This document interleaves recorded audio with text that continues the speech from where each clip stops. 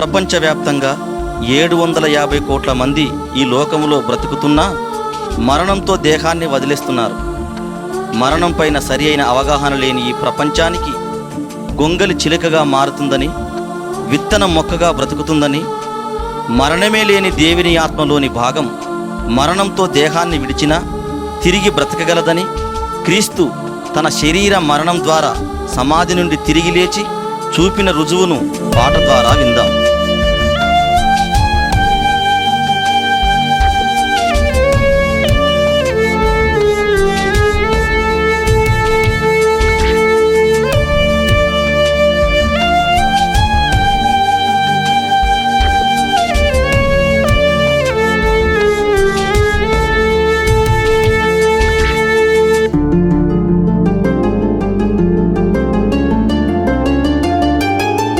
చచ్చి బ్రతుకుతావని మనిషి నీకు తెలుసా? వచ్చి వెళతావని మరణిస్తే బ్రతుకుందని. చచ్చి బ్రతుకుతావని మనిషి నీకు తెలుసా? వచ్చి వెళతావని మరణిస్తే బ్రతుకుందని. గొంగలి పురుగు చిలుకగా మారినట్టుగా గోధుమ గింజ చచ్చి మొలిచినట్టుగా, గొంగలి పురుగు చిలుకగా మారినట్టుగా, గోధుమ గింజ చచ్చి మొలిచినట్టుగా, మరణించి నీవు తిరిగి లేవగలవు. మరణించి నీవు తిరిగి లేవగలవు.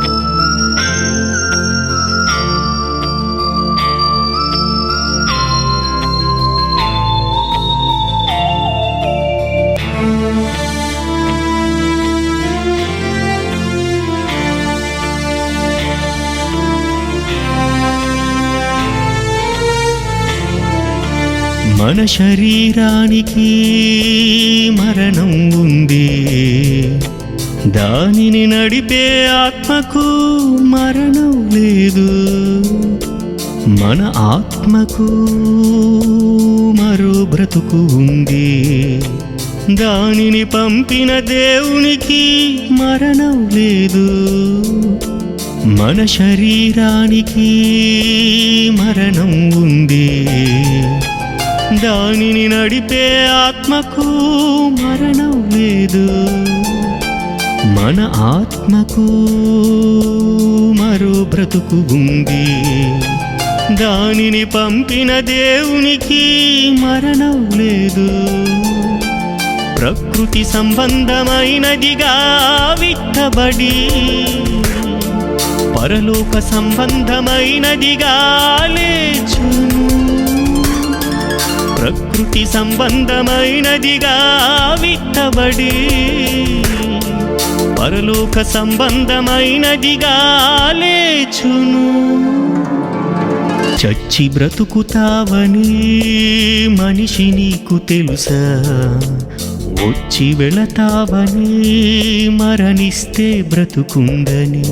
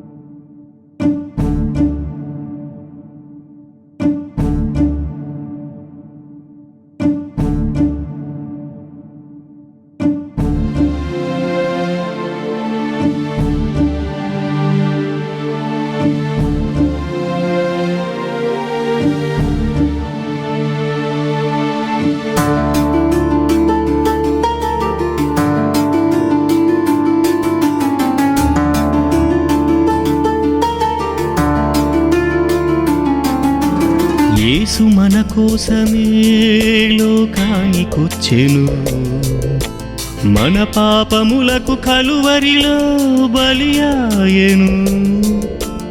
అందరికీ మోక్షాన్ని ఇచ్చెను, పాపాలన్నిటినీ తన రక్తములో కడిగెను.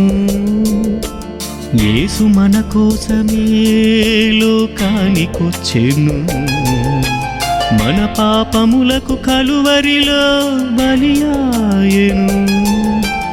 అందరికీ మోక్షాన్ని ఇచ్చెను, పాపాలన్నిటినీ తన రక్తములో కడిగెను. మరణించి మూడవ దినమున తిరిగి లేచెను, మరణించి నీవు కూడా తిరిగి లేవగలవు.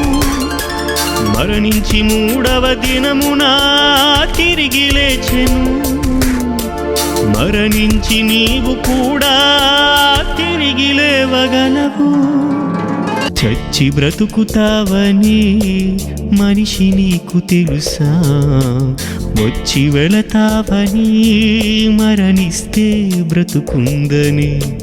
గొంగలి పురుగు చిలుకగా మారినట్టుగా, గోధుమ గింజ చచ్చి మొలిచినట్టుగా, గొంగలి పురుగు చిలుకగా మారినట్టుగా, గోధుమ గింజ చచ్చి మొలిచినట్టుగా, మరణించి నీవు తిరిగి లేవగలవు.